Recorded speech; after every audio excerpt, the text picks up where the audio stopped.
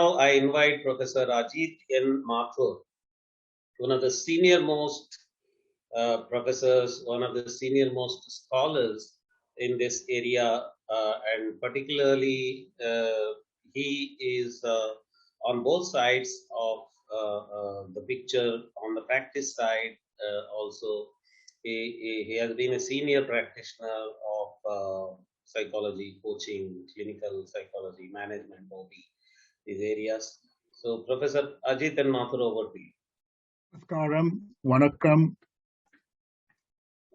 I'm very grateful to Dr. Nagaraj for the opportunity to be with you today.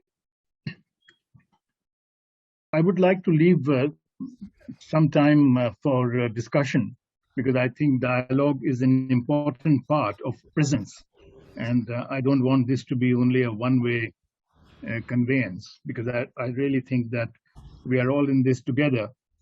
So we need to look at the opportunities of engaging in be quick and leave time for possibility of having some conversation, some dialogue, some reflections.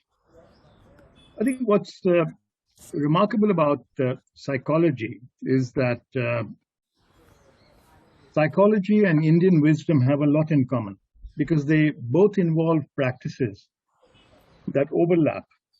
And in a sense, anything that we do in psychology requires us to experience ourselves from another point of view, which is why I put up this definition of psychology, which I won't read because you can read it yourself.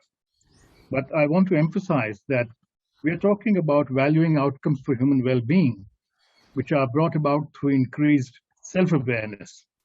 And the idea behind this is that the body and the mind affect each other, that the lived reality involves multiple layers and planes of consciousness, that emotions and affective states involve unconscious processes also, which impact conscious thoughts, feelings, and actions, that sleep and dreams have important restorative functions, that dreams contribute to our understanding about ourselves, and that a person's identity provides the continuity acknowledged by others. Yet, despite this being present in the Indian traditions for thousands of years, I should be able to also move it. So the Indic wisdom and psychology questions I have dealt with in a published paper, so I wouldn't want to go over that ground. But I want to highlight that despite the precession of the Indian traditions like Tantra, Yoga, Vipasana in the Indian terroir, and the subsequent emergence of psychology and psychoanalysis in the West, which we have also imported from there, the two traditions stand apart as if they are untouchables for each other.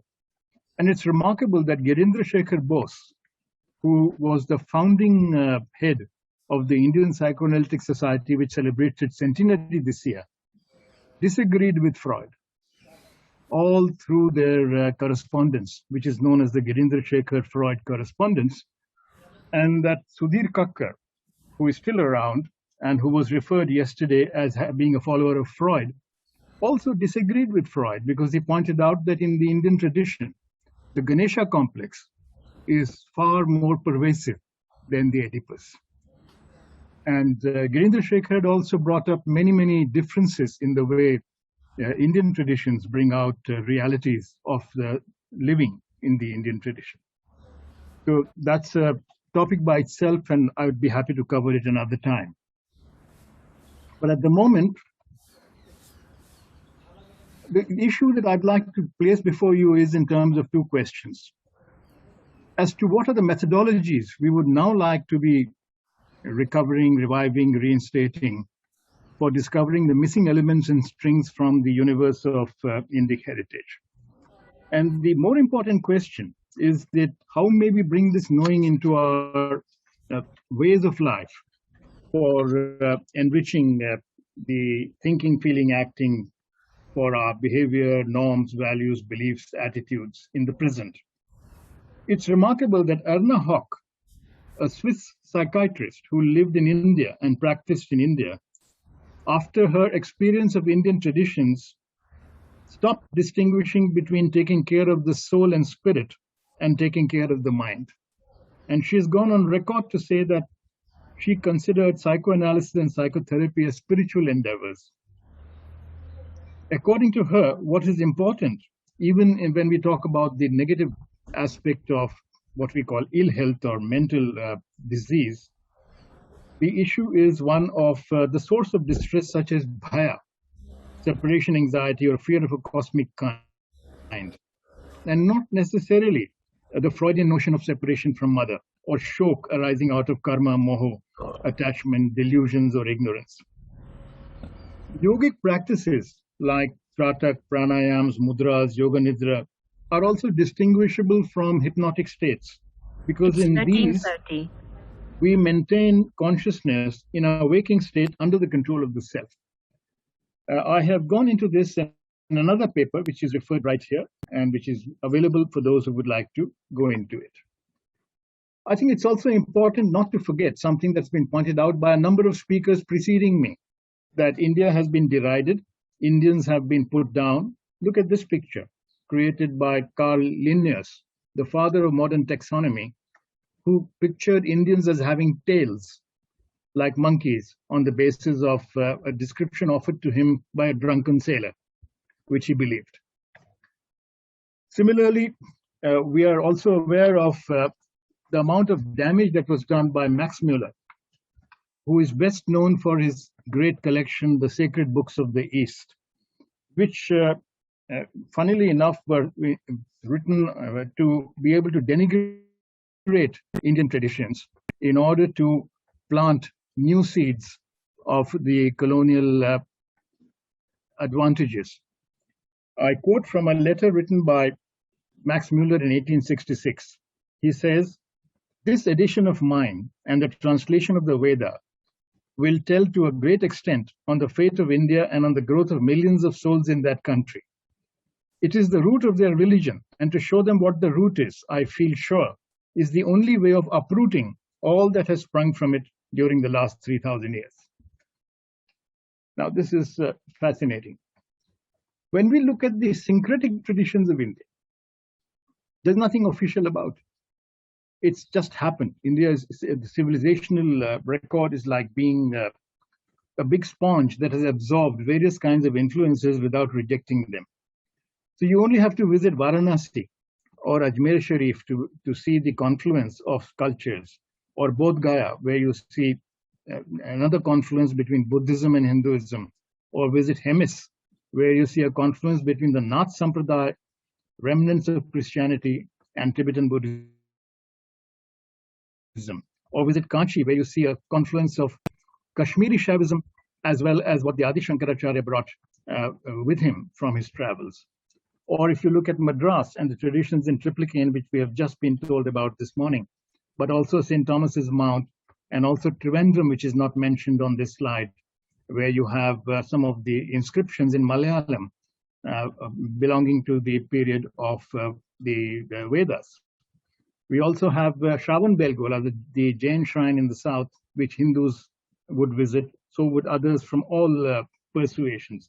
We have the Tarapit, the Tantric center, or we have Shantivanam in Trichy, which was created by the Franciscans and other Catholics sent by the Pope, who decided that they would not return back to Rome because they felt that 1 year was too little when they were sent out on a mission. And they eventually spent their whole lives in India, steeped very deeply into the Indian tradition and felt enriched by it. But I think it's time that we decolonize our knowing through our experiential learning traditions, because there is a lot of colonizing influence that has been present. The earliest civilizational startings were, of course, marked by various kinds of curiosities, diversities, convergences, and differences. We speak of the Ganga Yamuni Tehzeeb, and we speak of the synagogues, the Chinese Tibetans. We speak of the diversity of India. But one thing common is the idea that I am in the body and have a mind and body, versus the notion the body is in me, bring up two different kinds of philosophies. We can also look at the influences that have come from the Rafi Sufis. For example, the resonance of sound at certain pitch of vibrations that makes the body invulnerable to cuts and burns. And so musical sounds, and we have just heard something about dance this morning, also belong to the tradition that enables us blend spirituality with other aesthetic engagements and exercises. Essentially, the distinction between the idea of Jagrat or Swapna and the states like Sushupti give us the idea of Vitarka in the Indian tradition, the assumptions we make or suppositions we make, which clarify what kind of vichara, what kind of traditions or dwelling on the day's experiences at Sandhya, which has also been part of the Indian traditions, which has also gone to the West. The tradition of dwelling on the day's experiences in reflective contemplation is all over India in a syncretic way, but also abroad in the form of Vecher in Central Europe, in the form of Vespers in the Christian tradition, Vespera or Visaus in the Ugric and Slavic traditions.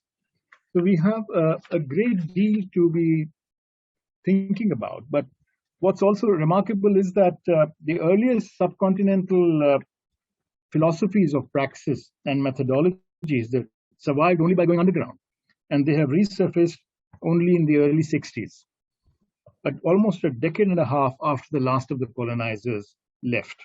And they have come up as Vipasana, as Tantra, as Yoga. I've gone into this in another paper, so I won't go into this in detail. But the Indian experience from the proto-historic period to the present times is one that is best represented by the traditions that are syncretic. Chronology is another issue that we need to worry about, because it's only now, with the astronomical code of the Rig Veda being available, we are able to see that when the last ice age got over around 8000 BC, there was already a stirring of a civilization here, which is carried out by the Shruti tradition.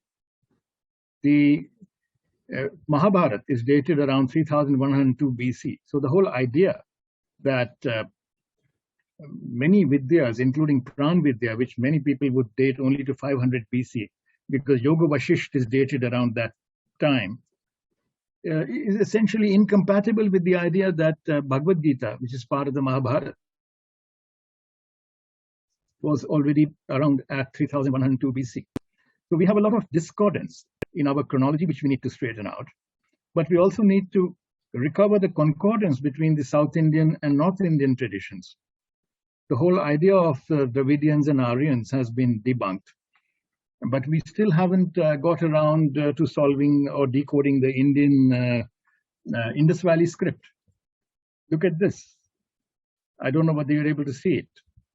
I'm holding in my hand Indus Valley seal, which has not been decoded, but I keep it on my desk as a very inspiring way of looking at Indian tradition. But in this script, Prakrit, Tamil, Brahmi, Sanskrit, all have some connections which we are yet to discover. We are yet to also make the distinction between Hindu and Sindhu. After all, the word Hindu itself is foreign in origin, because it describes people who lived on the other side of Sindh. And it's only the Arab invasion of Sindh, which occurred around the time that Islam was growing in the world, that we got various kinds of polarities embedded in this culture. Until then, it was very syncretic. It remained syncretic because in many of the emperors after that, including the entire Mughal period, quite many of them were able to tolerate the syncretic idea. Some invaders were not. That's why we have the pillage of Somnath, which we still remember and mourn. But there are also similar conflicts, minor in nature, but they did occur also between Buddhists and Hindus from time to time. But by and large, it has been a civilization of peace and harmony. But we need to also remember that there are signs of civilization that have gone as far as Denmark. If you visit the National Museum in Denmark, exhibit number 1 is a cauldron that comes from India. It has pictures of Rudra, Prajapati, Vishnu, and we have these ideas in all parts of the country. I think it's also important to recognize that the two most important events in human life, the birth and fertility cycles, they are there in the Vedas, but they have been rediscovered in Central Europe by Eugene Jonas. So they became part of the Central European tradition as well.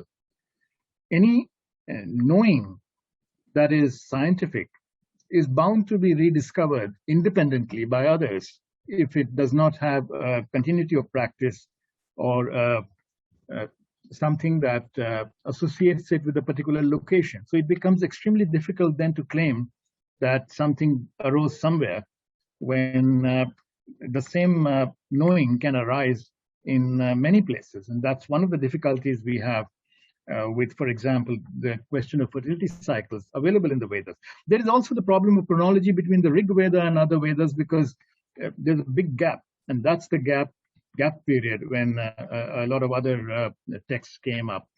But Rig Veda came very early, the other Vedas came much later. We also need to look at the question of death in a very significant way, because is it an event or is it a finality? The idea of reincarnation was accepted by psychologists in India, including Girindra Shekhar Bose, the founder of psychoanalysis in India. He himself wrote a foreword to the first proven case of reincarnation that was published, the case of Shanti Devi, which is still available. So essentially, when we start looking at methods, and that's where I'm coming to now, because when we look at recovering and discovering and reclaiming Indic wisdom, we would need to look at the trine of the philosophy of science, data analysis, and strategy. In the philosophy of science, we would have to interpret, and all of these that you see on the screen have been present in the Indian tradition. If you come to data analysis, the very word data is from Sanskrit, data. All the words that are Latin plurals in Latin, like data, agenda, stamina, they all come from Sanskrit.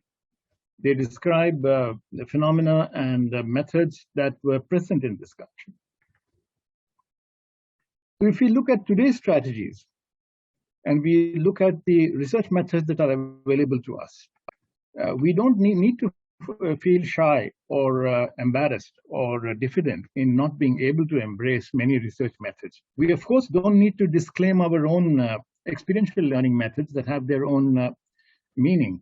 If you look at the routes to knowing, the third route, which is from the unconscious to consciousness, is the most important, because the first one can be replicated by artificial intelligence in our times. The second one is already widely known all over the world. Of course, it did arise from the idea of Vishay and Vishay in the Indian tradition. But if we look at the question of passionate knowing, the aesthetic states that we have been also discussing this morning, then we need to look at not only the stopping disturbances of awareness, which is yoga, but we also need to look at the deeper insight processes of Rishi seeing, of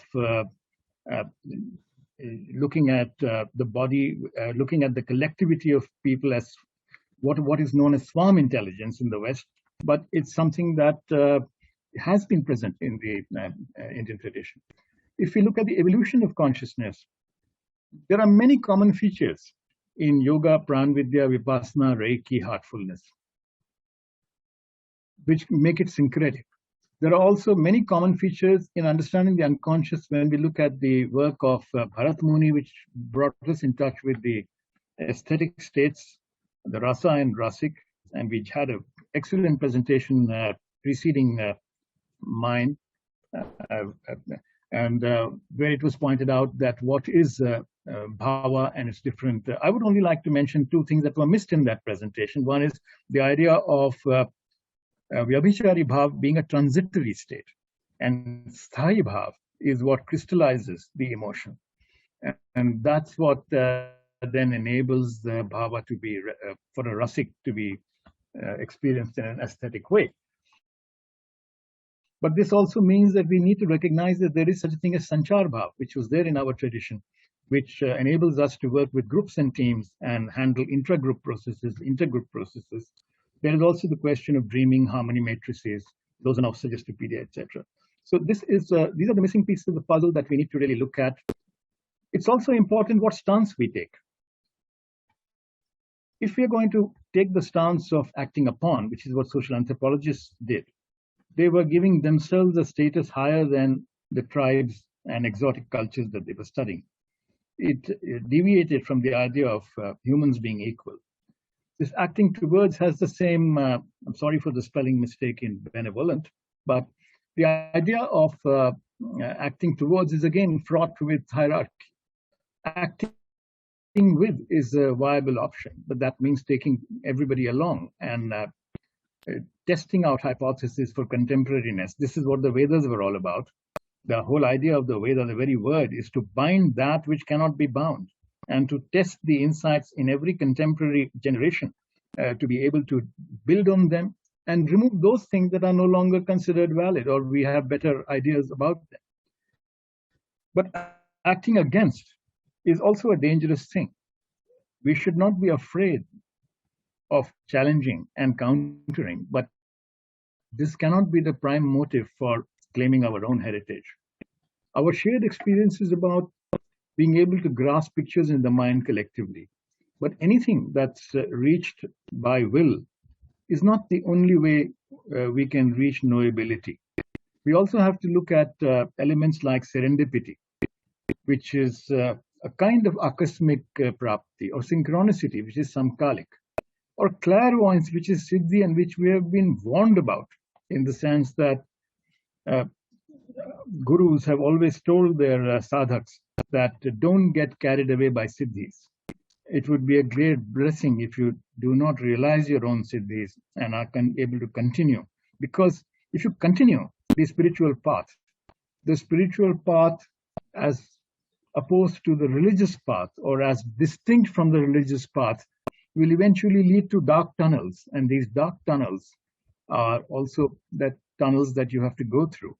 So it's also important to recognize not only these confluences, but also to recognize the kind of work that we can now do and the work that has been done. I don't have much time to go around it, but we have been working with organizations, with family businesses, conducting the mass observation exercises for communities, action research with artisans, entrepreneurs in communities, and with professions.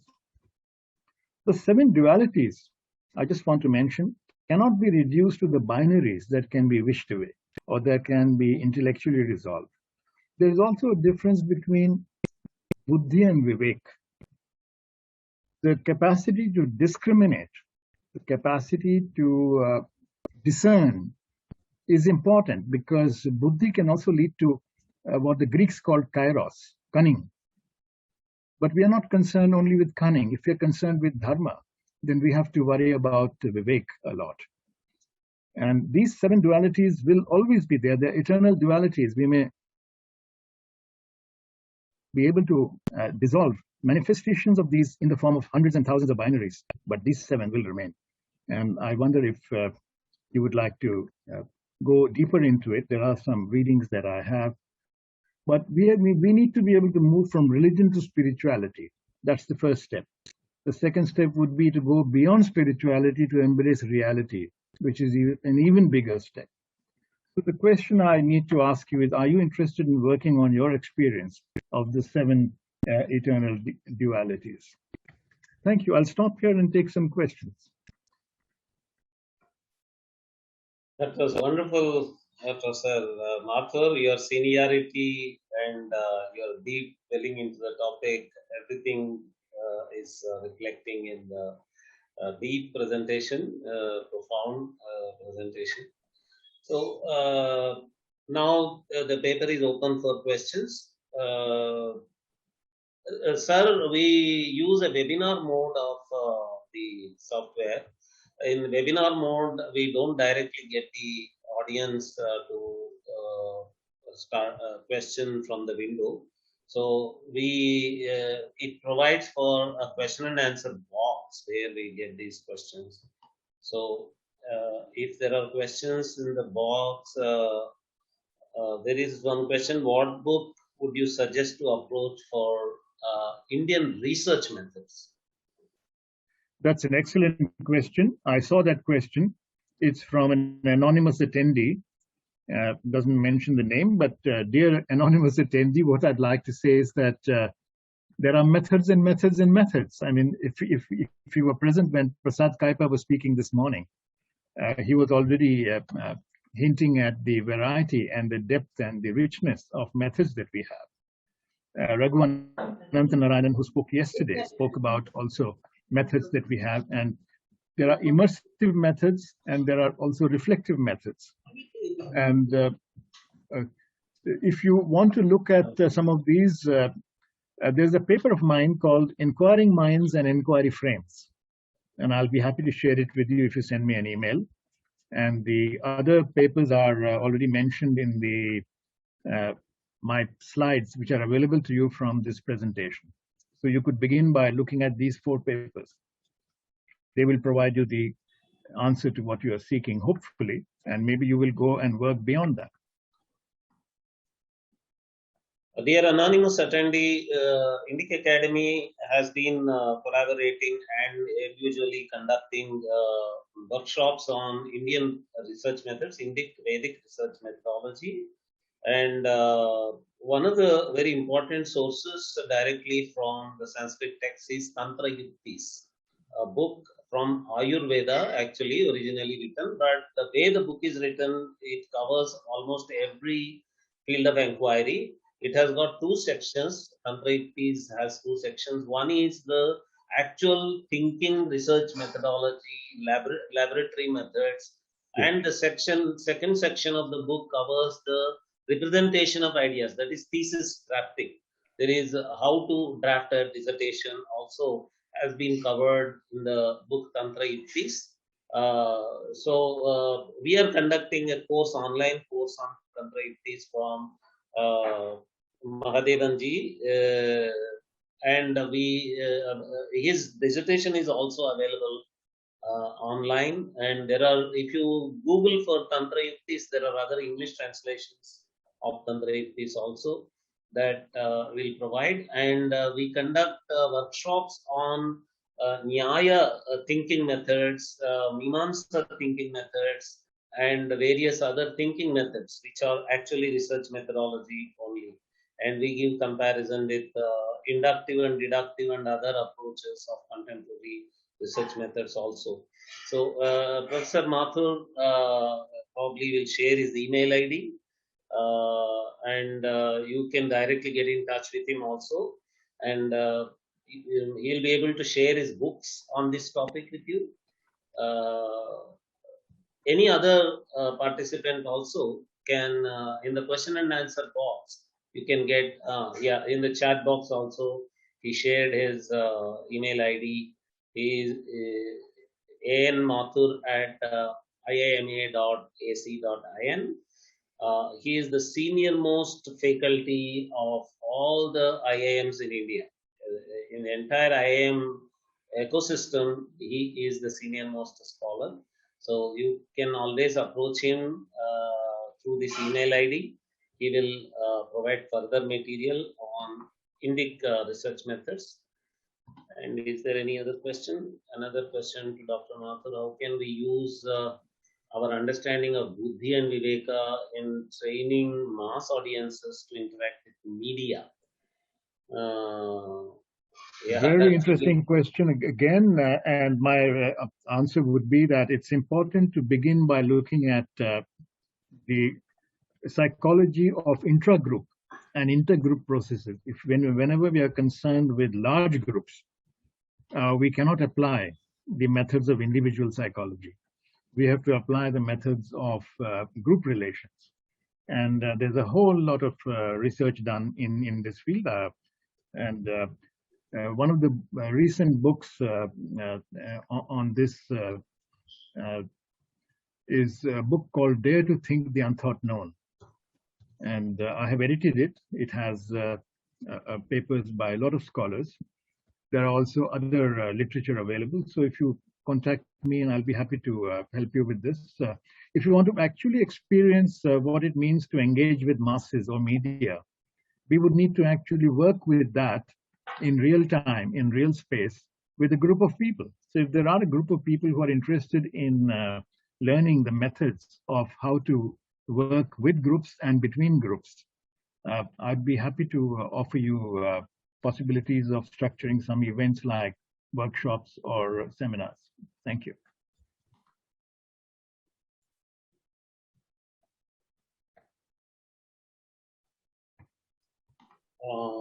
We seem to have answered all the questions in the question and answer box.